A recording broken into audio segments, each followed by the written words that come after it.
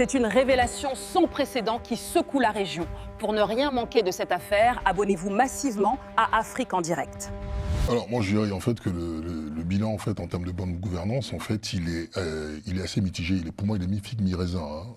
Effectivement il y a eu des annonces en ce qui concerne la mise en place de certaines institutions en termes de contrôle. En termes de contrôle, on se rappelle comme ça qu'à l'avènement en fait de M. Ouattara au pouvoir, il a voulu véritablement essayer de mettre des organes en termes de surveillance, en termes de contrôle. Quel est le résultat après 15 ans de gouvernance? Qu'est-ce qui a été véritablement décelé? C'est là la question. Parce que nous savons qu'une institution telle que...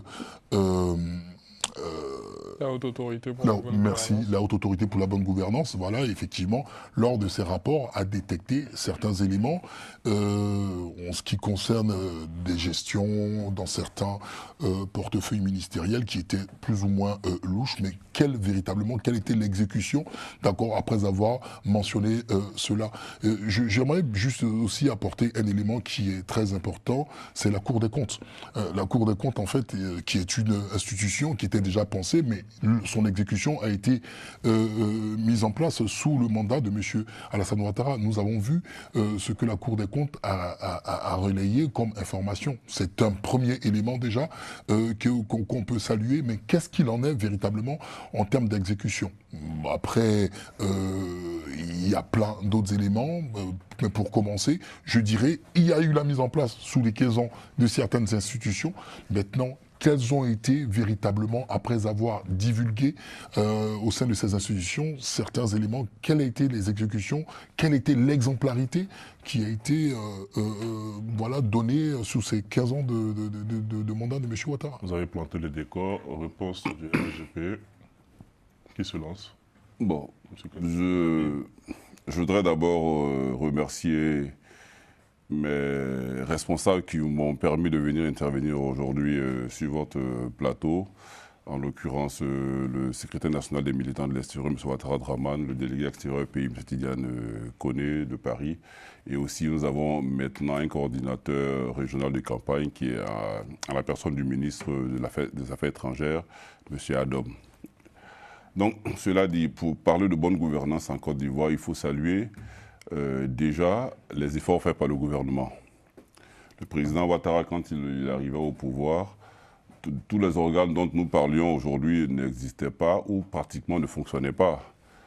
Donc, on part d'une feuille blanche et on commence à bâtir une structure anti-corruption afin que les deniers publics qui sont générés par le développement de la Côte d'Ivoire soient mieux gérés et qu'il y ait moins de déperdition.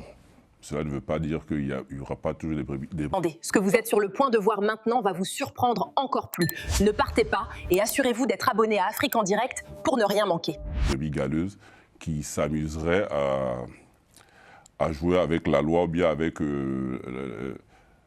la gestion en tant que bon père de famille. Donc, il faut plutôt saluer les efforts du gouvernement, sa transparence, la mise en place de la Cour des comptes, par exemple, qui chaque fois fait un rapport pour que toute la nation sache quels sont les ministères ou les administrations où il y a eu des fautes, où il y a eu des manquements ou des faiblesses. C'est déjà un grand pas. C'est parce que cela est su de tous qu'on peut commencer à critiquer. Si cela n'était pas dit, que c'était mis sous le teignoir ou bien sous le tapis, on n'en parlerait pas. Il faut plutôt féliciter le président de la République qui a donné une force nouvelle à l'inspection générale d'État, qui a créé une Cour des comptes, qui a créé une haute autorité pour la bonne gouvernance, qui enjoint tous les responsables politiques de déclarer à les prises de fonction leurs biens, de faire des mises à jour si possible, et à la fin de leur mandat, de déclarer aussi les biens qu'ils ont eus. Donc c'est déjà un grand pas. C'est parce que nous-mêmes en interne, on dénonce certains faits, qu'on les met sur la page publique, que d'autres personnes ou d'autres institutions peuvent aujourd'hui se mettre à nous critiquer. Pour le moment, je m'arrête là, ensuite on va continuer. Monsieur Sigata. Bon, merci. Alors, je vais aussi appuyer parce que quand il disait qu'une chose est de mettre en place des organes, mais qu'en est-il pour le suivi? Est-ce qu'il y a eu des sanctions? Effectivement, si on se rappelle bien, il y a eu des sanctions. Parce que quand il y a eu des enquêtes par rapport à certaines directions au niveau de l'ARC TCI, par exemple, il y a le DG justement qui a été en prison. Il y a plusieurs DG qui ont été débarqués de leurs fonctions suite à des audits où on a constaté certaines malversations. Donc pour vous dire en fait que il n'y a pas d'impunité. Voilà. Donc il y a déjà un élément qui existe, il y a des actions qui sont prises justement à l'effet de dissuader tous ceux qui voudront justement, et comme il a dit, on est quand même dans des organisations, dans tous les pays du monde, la corruption gangrène nos sociétés. Maintenant, qu'est-ce qu'il faut faire justement pour limiter ça? Il faut une volonté politique. Et déjà, la mise en place de ces organes et les sanctions derrière, pour moi, sont un premier pas. Est-ce que c'est suffisant? Clairement, non. Donc, il y a une continuité dans les efforts. Mais pour le moment, pour vous, en matière de bonne gouvernance, le chef d'État a vraiment révolutionné les choses. A évolué. On ne dit pas que c'est parfait, mais on dit qu'il y a un chemin qui est parcouru Bien. et qu'il y a une marge de progression, donc qui certainement vont être corrigée. On va aller point par point, rassurez-vous, on a le temps, Maître Kekou. Alors, monsieur a parlé du bilan et nous a fait savoir comme ça que... Voilà, monsieur Tchekoura a parlé donc des déclarations de patrimoine. Moi, j'aimerais tout de suite lui poser une question. Est-ce que vous pouvez me dire aujourd'hui si vous avez déjà lu la déclaration de patrimoine du président de la République? Est-ce que vous avez déjà lu la déclaration de patrimoine de l'un des cadres qui composent le gouvernement du RHDP? Est-ce que vous avez déjà lu la déclaration de patrimoine de l'un des ministres? La réponse, j'imagine qu'elle est évidente, c'est non. Puisque ces documents-là, je le dévance, puisque, sauf monsieur à me prétendre le contraire, je vous laisse la parole et me... Je ne prétends pas le contraire. On a assisté à une conférence du président de la Haute Autorité pour la bonne gouvernance, je pense il y a 2 semaines, au salon Hoche, qui a été très direct là-dessus. Toutes les personnes dont je vous ai parlé, ces personnes-là ont fait les déclarations de patrimoine, mais après... Est-ce qu'on doit rendre cela public? Je n'en sais pas. Donc je ne peux pas vous dire. Mais sinon, si le président de la Haute Autorité pour la bonne gouvernance le dit, ça veut dire que cela existe. C'est une personne sérieuse, c'est une autorité morale assez sérieuse qui ne va pas se permettre de dire des choses qui ne sont pas assez justes. Donc avant de poser des questions, mais vous donner des réponses, prenez soin aussi d'approcher peut-être la Haute Autorité pour la bonne gouvernance pour savoir exactement ce qu'il en est. Nous sommes sur un plateau, donc il faut éviter souvent de faire des affirmations qui peuvent sont tendancieuses en fait. Je vous rassure, je consulte régulièrement ce site-là et je n'y ai vu aucune déclaration. Vous posez la question de savoir est-ce qu'il faut les publier ou il ne faut pas les publier. Ici, moi, je peux vous dire à l'euro près de quoi est constitué le patrimoine de M. Emmanuel Macron, de M. Gérald Darmanin. Il y a 13 000 € sur les comptes de M. Gérald Darmanin. C'est ça, une garantie de bonne gouvernance, la transparence. Puisque un ministre qui est débarqué, on doit pouvoir savoir ce qu'il a amassé. Est-ce qu'il a détourné ou pas des fonds? Les citoyens que nous sommes ont un devoir de contrôle des ressources publiques. Et donc cette question de la transparence, elle est fondamentale. Moi, vous me dites que le président dit que ces déclarations sont effectives. À partir du moment où je ne suis pas en mesure de les constater, alors même qu'en tant que citoyen, j'ai un devoir de contrôle, je peux mettre cela en doute, en réserve. C'est un premier point. Ensuite, on peut parler encore de cette bonne gouvernance. Les scandales qui ont jalonné votre gouvernance depuis 15 ans. 400 milliards, le programme présidentiel d'urgence. 500 milliards, la filière café-cacao. 1000 milliards, geste aussi. 100 milliards, le DG du Fer, que vous connaissez très bien, qui est ici à Paris, M. Diaby l'a signé. Vous avez parlé donc d'un recul de l'impunité en Côte d'Ivoire. Très bien. Est-ce que vous pouvez me dire les sanctions qui ont été prononcées à l'encontre, par exemple, de M. Diaby Lanciné, qui certes est présumé innocent, vous pouvez me dire la procédure pénale dont il a fait l'objet. On ne débarque pas un homme qui se rend coupable de détournement, messieurs. On le condamne. On le fait poursuivre par les juridictions pénales répressives. On ne débarque pas un homme de cette trempe-là, on ne le fait pas passer d'un poste à un autre. C'est ça les garanties de bonne gouvernance sur lesquelles les Ivoiriens vous attendent. L'impunité, elle existe aujourd'hui et les gens peuvent se poser cette question-là. Pourquoi est-ce qu'un homme qui est soupçonné, épinglé par un rapport, n'est pas poursuivi? Donc c'est aussi un talon d'Achille et je pense qu'aujourd'hui, sur votre gouvernance, c'est le plus gros, la bonne gouvernance. Jean-Yves, avant de donner la parole au représentant du RHGP. Oui, donc, je pense qu'il y a Maître et puis mon cher ami Franck qui ont vraiment tout dit pour l'instant, mais moi, je vais aussi revenir sur sur cette histoire de bonne gouvernance. Effectivement, pour moi, hein, les institutions dont le RHDP se gargarise là, moi je pense qu'elles ont été mises en place en fait pour, tu sais, à la sortie de la crise, il fallait rassurer les bailleurs internationaux.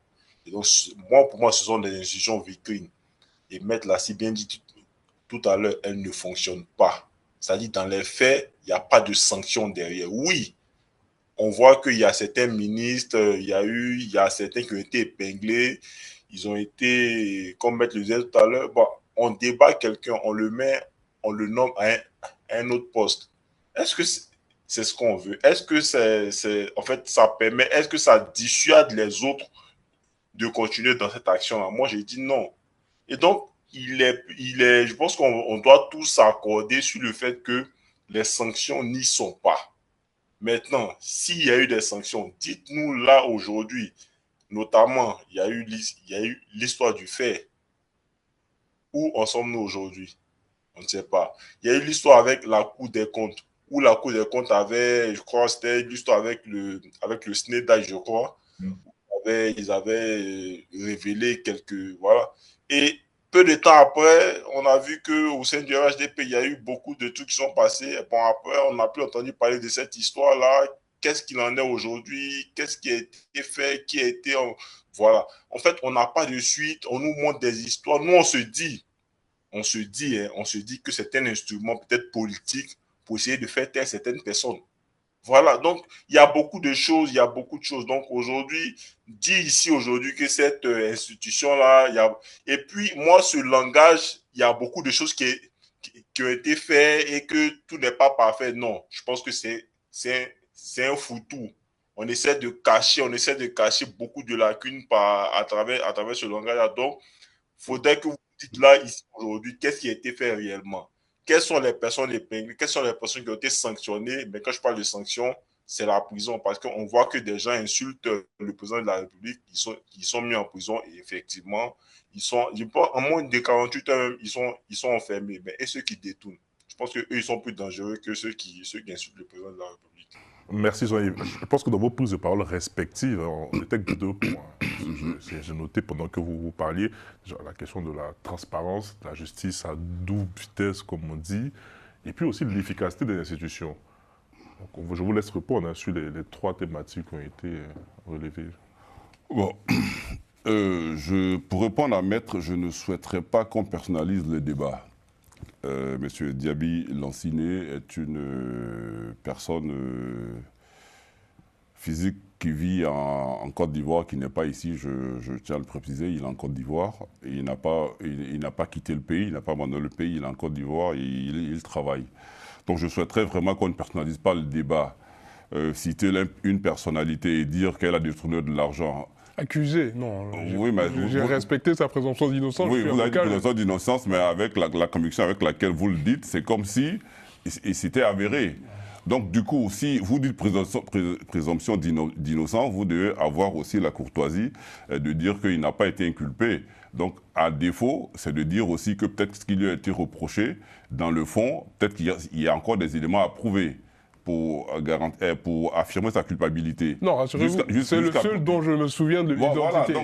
Donc jusqu'à présent, il n'y a rien d'effectif qui a été reproché à M. Diaby Lanciné dans le fond, pour que cela puisse justifier peut-être la saisie d'une autorité judiciaire pour qu'il y ait... Non, c'est au parquet d'enquêter. Bon, ça, après, je ne rentre pas dans ces détails judiciaires, je ne suis pas juge de formation. Moi, je vous dis de façon factuelle ce que je pense de cette histoire. Pour dire, est-ce qu'il y a eu des personnes qui ont été, des directeurs qui ont été incarcérés? Oui.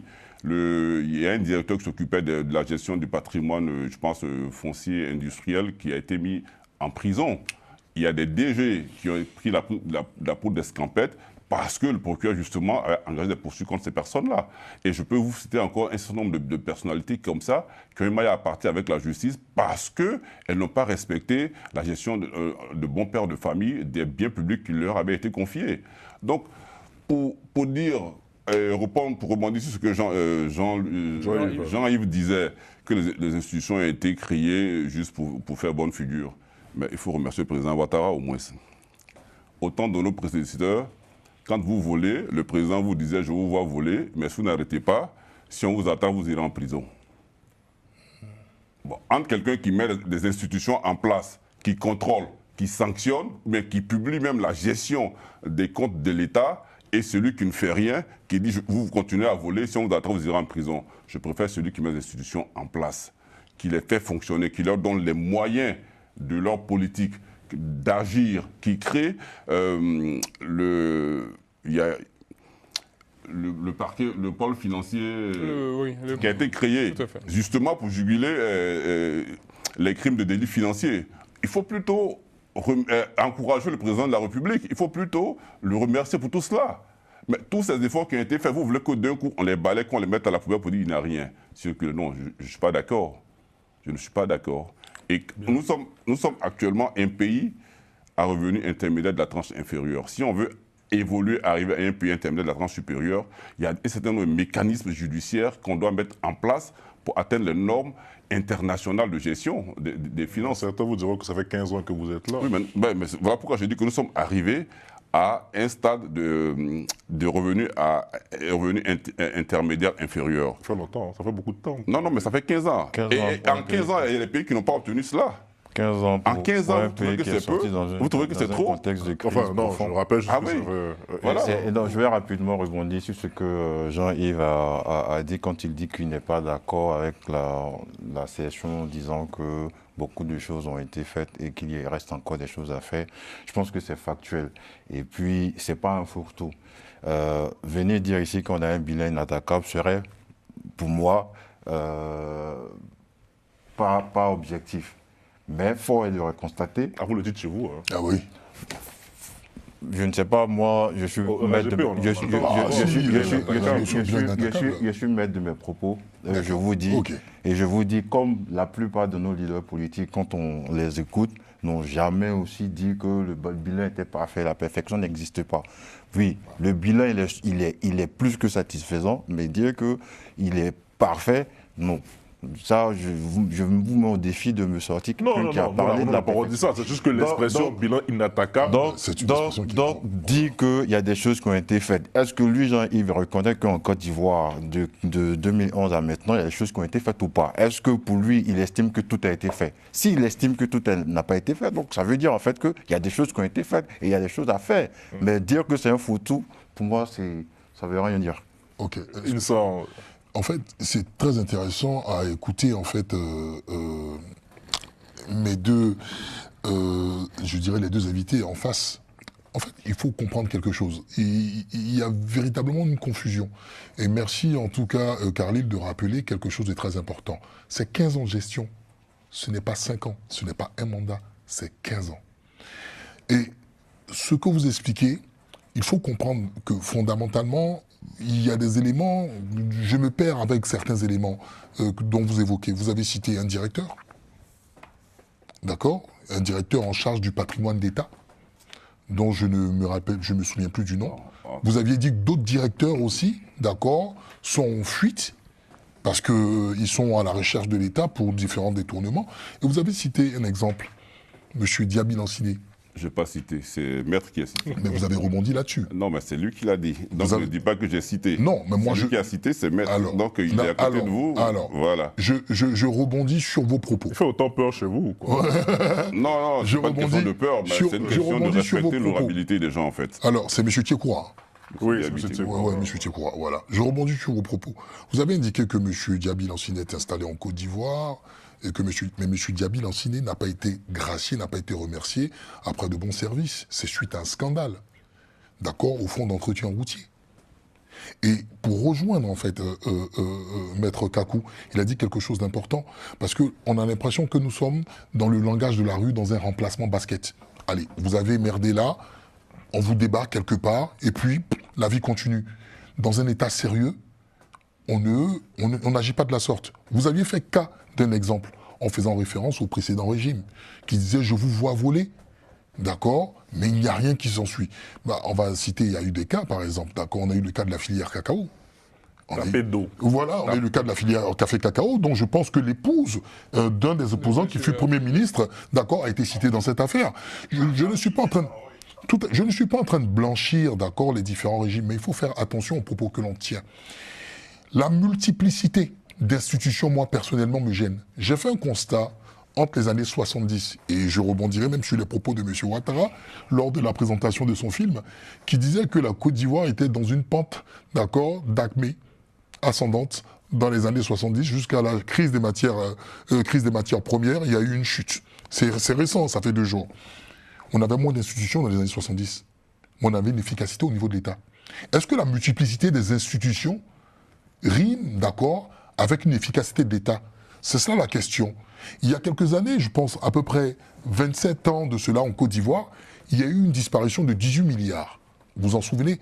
C'était un sujet d'argument dans un parti appelé le RDR quand ils étaient dans l'opposition.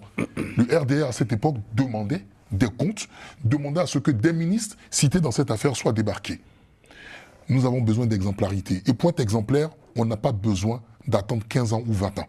C'est une question d'audace et de volonté politique. Donc, je vais résumer. La multiplicité des institutions au sein d'un État n'est pas forcément une garantie de transparence et de bonne gestion. Deuxième point, le fait de débarquer une personne citée dans une affaire sans que cette personne rende véritablement compte à la justice, d'accord, pour moi n'est pas source de bonne gouvernance. Parce que l'on dit que le poisson pourrit par la tête. Et la bonne gouvernance doit aller du sommet jusqu'à la base pour donner l'exemplarité en ce qui concerne l'État de Côte d'Ivoire et qu'il n'y a pas d'impunité. Tout citoyen est égal.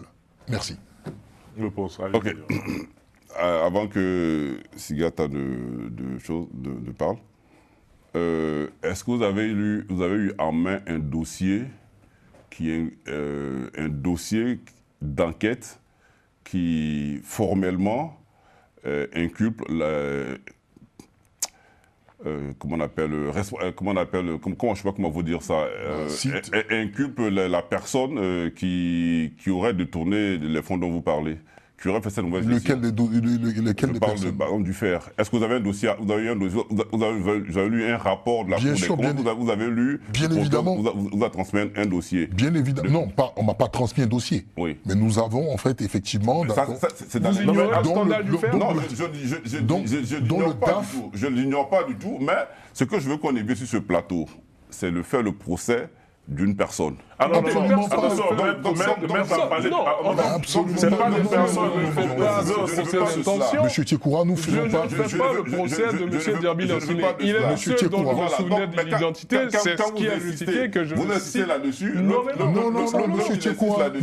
Et dit pourquoi est-ce qu'il n'est pas allé en prison? Non, ah non, mais non. Donc il n'y a pas de culpabilité.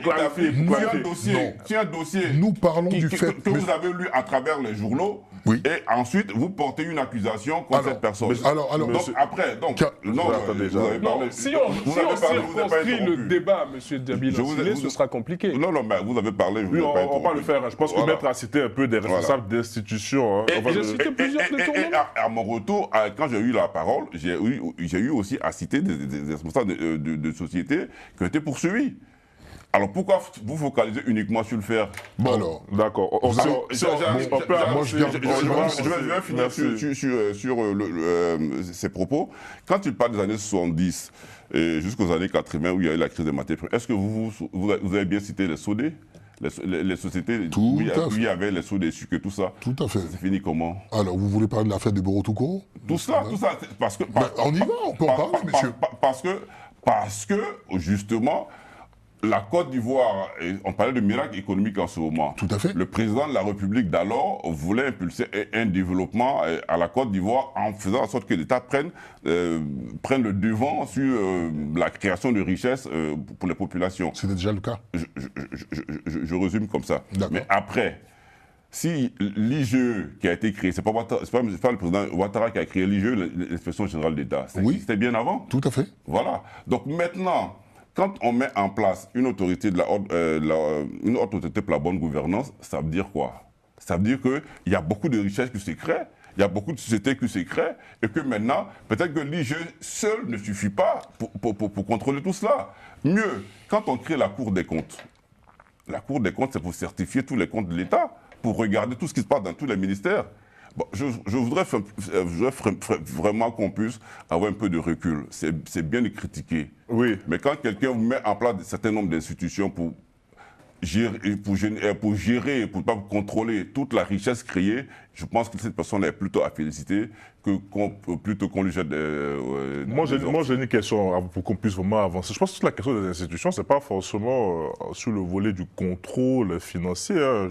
Et les institutions de la Troisième République ont beaucoup fait débat. Je me rappelle, moi, dans mes années de droit, on a beaucoup travaillé dessus, et notamment la question de la vice-présidence et de l'existence d'un Premier ministre. On nous demandait souvent quelle était la nature de ce régime qui cumule à la fois un vice-président et un Premier ministre. Et aujourd'hui, on se retrouve avec ce qu'on appelle le haut représentant du chef de l'État. Bon, je pense que c'est plus sur ce volet-là que vous pointez du doigt, messieurs. Si je me trompe, hein, vous pouvez me dire le contraire. C'était le propos de... oui, en effet. C'est bien la ça, pour clarifier en tout cas. Hein, est-ce que on a même des ministres gouverneurs. Vous êtes en phase avec ces institutions-là? Je pense que le président a parlé de modernisation de l'architecture de l'État. Et de réduction aussi des membres du gouvernement. Bon, après ce que je peux vous dire... c'est le président de la République, c'est le RHDP qui est au pouvoir. Après, dans la nomenclature de l'exécutif, c'est le président qui décide de ce qu'il pense être bon pour la Côte d'Ivoire, pour le pays. Bien. Si un autre parti politique arrive au pouvoir, s'il estime que toutes ces institutions dont parle Carlyle ne lui conviennent pas, il les annule. Oui, mais le président disait lui-même qu'il avait fréquenté des États où il avait besoin de 20 ministres pour fonctionner. On disait qu'il n'avait pas besoin de 50 ministres, de 30 ministres, 15, 20 ministres, c'est bon. Aujourd'hui, on se retrouve à en avoir... Quand on parle de décentralisation de l'État, on peut y en venir. Quand vous créez les ministres gouverneurs et tout cela, bon, on va le développer. Attention, mais il y a un sujet particulièrement pour vous, c'est la question de l'état de droit aussi, hein, qui fait partie du bilan du président Ouattara. Deuxième plus gros talon d'Achille. Moi, je ne serai jamais, messieurs, de ceux qui diront le bilan, il est à jeter. Non. Vous n'avez pas un mauvais bilan. Vous avez de gros handicaps, à mon sens, dans la gestion de la Côte d'Ivoire depuis 15 ans. On a parlé de bonne gouvernance, on parle de l'état de droit. L'état des libertés individuelles aujourd'hui en Côte d'Ivoire, je l'ai dit sur ce plateau, il interpelle. Lorsque le droit à la sûreté n'est pas garanti, lorsqu'un individu se fait interpeller sans que ses droits procéduraux ne soient respectés, c'est un problème. Lorsque vous avez des individus qui sont détenus dans des délais, qui meurent malheureusement en détention alors que la loi impose un délai maximal de 24 mois de détention provisoire et qu'ils en font 4, 5, 6 ou 10, c'est un problème pour l'état de droit, puisque les libertés individuelles, elles sont incessibles et elles sont à respecter. Lorsque la justice, qui est le garant de l'état de droit, fait paraître une impression de 2 poids, 2 mesures, donc de partialité, c'est aussi un problème pour l'état de droit. Et donc, c'est l'un de vos talons d'Achille. En 15 ans, vous n'avez pas réussi à doter la Côte d'Ivoire d'une justice dont les Ivoiriens seraient fiers. C'est un problème. C'est un problème. Parce qu'aujourd'hui, regardez par exemple sur cette criminalisation, moi c'est comme ça que je l'appelle, vous excuserez du terme, criminalisation de la parole publique. Je suis moi-même avocat.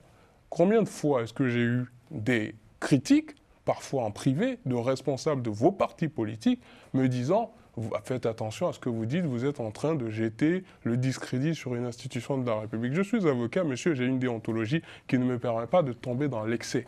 Je critique en tant que citoyen ivoirien, parce que personne ne me le déniera à ma citoyenneté ivoirienne, le fonctionnement de l'État, le fonctionnement d'une justice. Vous êtes en France, et je pense que la justice ici, tout le monde est plus ou moins fier de ce qu'il voit.